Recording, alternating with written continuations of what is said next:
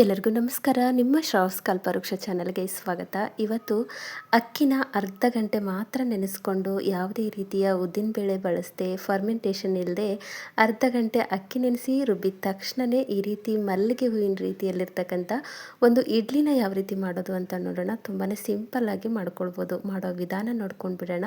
ನಾನಿಲ್ಲಿ ಒಂದು ಅರ್ಧ ಗಂಟೆ ಮುಂಚಿತವಾಗಿ ಈ ಒಂದು ಕಪ್ಪಿಂದ 1 ಕಪ್ ಆಗುವಷ್ಟು ರೇಷನ್ ಅಕ್ಕಿ ಅಥವಾ ಸೊಸೈಟಿ ಅಕ್ಕಿ ಅಂತ ಹೇಳ್ತಾರಲ್ಲ, ಆ ಒಂದು ಅಕ್ಕಿನ ನಾನು ನೆನೆಸಿಟ್ಕೊಂಡಿದ್ದೆ. ನೋಡಿ, ಇಲ್ಲಿ ಆದಷ್ಟು ಇದೇ ರೀತಿ ಅಂದರೆ ರೇಷನ್ ಅಕ್ಕಿನ ತೊಗೊಳ್ಳಿ. ಯಾಕಂದರೆ ರೇಷನ್ ಅಕ್ಕಿ ಅರ್ಧ ಗಂಟೆಯಲ್ಲಿ ಬೇಗ ನೆಂದ್ಕೊಳ್ಳುತ್ತೆ. ನೀವು ನಾರ್ಮಲ್ಲಾಗಿ ಬಳಸ್ತಕ್ಕಂಥ ಅಕ್ಕಿನ ತೊಗೊಂಡಿದ್ದಾಯಿತು ಅಂದರೆ ಬೇಗ ನೆನೆಯಲ್ಲ. ಹಾಗಾಗಿ ಇದು ಎಲ್ಲ ಅಂಗಡಿಯಲ್ಲಿ ಕೂಡ ಸಿಗುತ್ತೆ. ಇದು ಇಲ್ಲ ಅಂತಂದರೆ ಇಡ್ಲಿ ಅಕ್ಕಿ ಕೂಡ ನೀವು ಬಳಸ್ಕೊಳ್ಬೋದು. ಇವಾಗ ಇದರಲ್ಲಿರ್ತಕ್ಕಂಥ ನೀರನ್ನ ತೆಗೆದುಬಿಡೋಣ. ಅರ್ಧ ಗಂಟೆ ಮುಂಚಿತವಾಗಿ ನೆನೆಸಿಟ್ಕೊಂಡಿದ್ದೆ.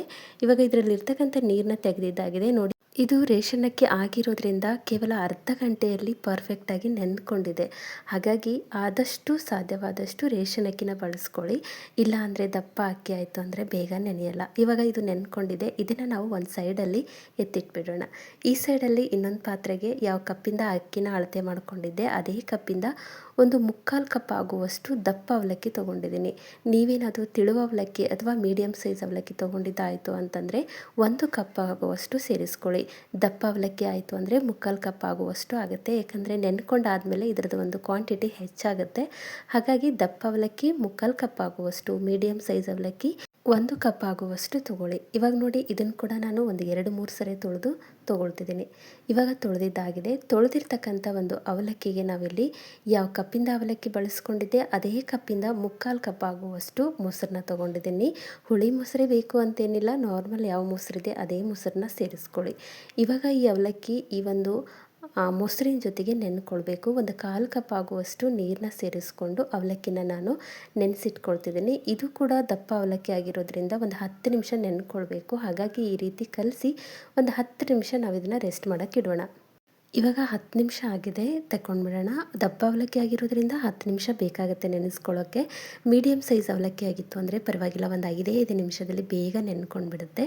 ನೋಡಿ, ಇವಾಗ ಪರ್ಫೆಕ್ಟಾಗಿ ನೆನ್ಕೊಂಡಿದೆ. ಒಂದು ಸರಿ ಚೆಕ್ ಮಾಡ್ಕೊಳ್ಳಿ. ದಪ್ಪ ಅವಲಕ್ಕಿ ಬಳಸಿದ್ದಾಯಿತು ಅಂತಂದರೆ ಇಷ್ಟಾದರೆ ಸಾಕು. ಇವಾಗ ಇವೆರಡನ್ನು ನಾವು ರುಬ್ಕೊಳ್ಬೇಕು. ಅಂದರೆ ನೆನೆಸಿರ್ತಕ್ಕಂಥ ಅವಲಕ್ಕಿ, ನೆನೆಸಿರ್ತಕ್ಕಂಥ ಅಕ್ಕಿನ ನಾವು ಎರಡನ್ನು ಸೇರಿಸಿ ರುಬ್ಕೊಳ್ಬೇಕು. ಹಾಗಾಗಿ ಒಂದು ಮಿಕ್ಸರ್ ಜಾರಿಗೆ ನಾನಿಲ್ಲಿ ಅವಲಕ್ಕಿ ಹಾಗೆ ನೆನೆಸಿರ್ತಕ್ಕಂಥ ಅಕ್ಕಿನ ಸೇರಿಸ್ಕೊಂಡಿದ್ದೀನಿ. ಇವಾಗ ಇದಕ್ಕೆ ನಾವು ಒಂದು ಸ್ವಲ್ಪ ನೀರನ್ನ ಸೇರಿಸ್ಕೊಂಡು ರುಬ್ಕೊಂಡು ಬರೋಣ. ಯಾವ ರೀತಿ ರುಬ್ಬಿರಬೇಕು ಅಂತಂದರೆ, ಅವಲಕ್ಕಿ ಹಾಕಿರ್ತಕ್ಕಂಥ ಅವಲಕ್ಕಿ ಸಣ್ಣ ಆಗಿರಬೇಕು, ಅಂದರೆ ನೈಸ್ ಆಗಿರಬೇಕು. ಅಕ್ಕಿ ಮಾತ್ರ ಒಂದು ಸ್ವಲ್ಪ ತರಿ ಅನ್ನಿಸ್ತಿರಬೇಕು. ನಿಮಗೆ ಈ ಒಂದು ಕನ್ಸಿಸ್ಟೆನ್ಸಿ ಕರೆಕ್ಟಾಗಿ ಬರಲ್ಲ ಅಂತ ಅನ್ನೋದಾಯಿತು ಅಂದರೆ ಮೊದಲಿಗೆ ಅವಲಕ್ಕಿ ರುಬ್ಕೊಳ್ಳಿ, ನಂತರ ಅಕ್ಕಿನ ರುಬ್ಕೊಳ್ಬೋದು. ಇವಾಗ ನೋಡಿ, ಇಲ್ಲಿ ತೋರಿಸ್ತಿದ್ದೀನಲ್ಲ ಈ ರೀತಿ, ಅಂದರೆ ಒಂದು ಸ್ವಲ್ಪ ರವೆ ರೀತಿಯಲ್ಲಿ ಅಕ್ಕಿ ಇರಬೇಕು. ಆ ರೀತಿಯಲ್ಲಿ ರುಬ್ಕೊಳ್ಬೇಕು. ಇವಾಗ ರುಬ್ಬಿರ್ತಕ್ಕಂಥ ಒಂದು ಮಿಶ್ರಣನ ಬೇರೆ ಒಂದು ಪಾತ್ರೆಗೆ ತೆಗೆದಿಟ್ಕೊಂಡಿದ್ದೀನಿ. ಇವಾಗ ನೋಡಿ, ತೆಗೆದಿಟ್ಟಿರ್ತಕ್ಕಂಥ ಒಂದು ಮಿಶ್ರಣಕ್ಕೆ ಕನ್ಸಿಸ್ಟೆನ್ಸಿನ ಕರೆಕ್ಟಾಗಿ ಸೆಟ್ ಮಾಡ್ಕೊಳ್ಳಿ. ಅಂದರೆ ಇಡ್ಲಿ ಬ್ಯಾಟರ್ ರೀತಿಯಲ್ಲಿ ಅಥವಾ ಇಡ್ಲಿ ಹಿಟ್ಟಿನ ರೀತಿಯಲ್ಲಿ ರೆಡಿ ಮಾಡ್ಕೊಳ್ಬೇಕು. ಬೇಕು ಅಂದರೆ ಒಂದು ಸ್ವಲ್ಪ ನೀರನ್ನ ಸೇರಿಸ್ಕೊಂಡು ನೀವು ಇಡ್ಲಿ ಹಿಟ್ಟಿನ ಹದದಲ್ಲಿ ಹಿಟ್ಟನ್ನು ಕಲಿಸ್ಕೊಳ್ಬೇಕು. ಇವಾಗ ರೆಡಿ ಮಾಡಿರ್ತಕ್ಕಂಥ ಇಡ್ಲಿಗೆ ನಾನಿಲ್ಲಿ ಒಂದು ಸ್ವಲ್ಪ ರುಚಿಗೆ ತಕ್ಕಷ್ಟು ಉಪ್ಪನ್ನ ಸೇರಿಸ್ಕೊಂಡಿದ್ದೀನಿ. ಹಾಗೆ ಇನ್ಸ್ಟೆಂಟಾಗಿ ಮಾಡ್ಕೊಳ್ತಿರೋದ್ರಿಂದ ಇಲ್ಲಿ 1 ಸ್ಪೂನ್ ಆಗುವಷ್ಟು ನಾನಿಲ್ಲಿ ಈನೋ ಸೇರಿಸ್ಕೊಂಡಿದ್ದೀನಿ. ಈನೋ ಇಷ್ಟ ಇಲ್ಲ ಅಂತಂದರೆ ಅಡುಗೆ ಸೋಡಾ ಕೂಡ ಬಳಸ್ಕೊಳ್ಬೋದು. ಇವಾಗ ಹಿಟ್ಟನ್ನು ನಾವು ಈನೋ ಸೇರಿಸ್ಕೊಂಡಾದಮೇಲೆ ನೀಟಾಗಿ ಕಲಿಸ್ಕೊಂಡ ತಕ್ಷಣವೇ ನಾವು ಈ ಒಂದು ಇಡ್ಲಿನ ಮಾಡ್ಕೊಳ್ಬೇಕು.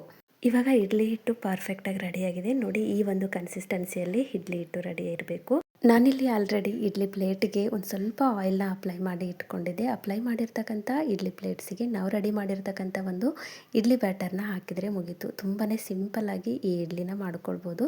ನಾನಿಲ್ಲಿ ಒಂದು 2 ಪ್ಲೇಟಿಗೆ ಹಾಕಿ ಇಟ್ಕೊಳ್ತಿದ್ದೀನಿ. ಆಲ್ರೆಡಿ ಗ್ಯಾಸ್ ಮೇಲೆ ಇಡ್ಲಿ ಪಾತ್ರೆಗೆ ಒಂದು ಸ್ವಲ್ಪ ನೀರು ಹಾಕಿ ಇಟ್ಕೊಂಡಿದ್ದೆ. ಇವಾಗ ನಾವು ಪ್ಲೇಟ್ನ ರೆಡಿ ಮಾಡಿಟ್ಟಿರ್ತಕ್ಕಂಥ ಪ್ಲೇಟನ್ನು ನಾವು ಸೆಟ್ ಮಾಡಿಕೊಂಡ್ರೆ ಆಯಿತು. ತುಂಬಾ ಸಿಂಪಲ್ಲಾಗಿ ಮಾಡ್ಕೊಳ್ಬೋದು. ಮೇಲ್ಗಡೆಯಿಂದ ಒಂದು ಲಿಡ್ಡನ್ನ ಕ್ಲೋಸ್ ಮಾಡಿಕೊಂಡು ಈ ಒಂದು ಇಡ್ಲಿನ 5ರಿಂದ 8 ನಿಮಿಷ ಬೇಯಿಸ್ಕೊಳ್ಳಿ. ಮೀಡಿಯಮ್ ಫ್ಲೇಮಲ್ಲಿ ಬೇಯಿಸ್ಕೊಳ್ಳಿ.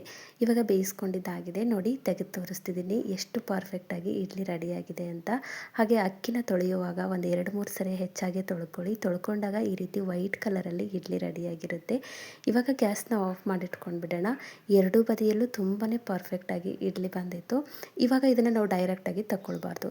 ಒಂದು 2 ನಿಮಿಷ ಬಿಟ್ಕೊಂಡು ನಂತರ ತೆಗಿಬೇಕು. ಯಾಕಂದರೆ ಅವಲಕ್ಕಿ ಬಳಸಿರೋದ್ರಿಂದ ತುಂಬಾ ಸಾಫ್ಟ್ ಆಗಿರುತ್ತೆ ಇಡ್ಲಿ. ಹಾಗಾಗಿ ಒಂದು 2 ನಿಮಿಷ ಬಿಟ್ಕೊಂಡು ನಂತರ ತಗೊಳ್ಳೋಣ.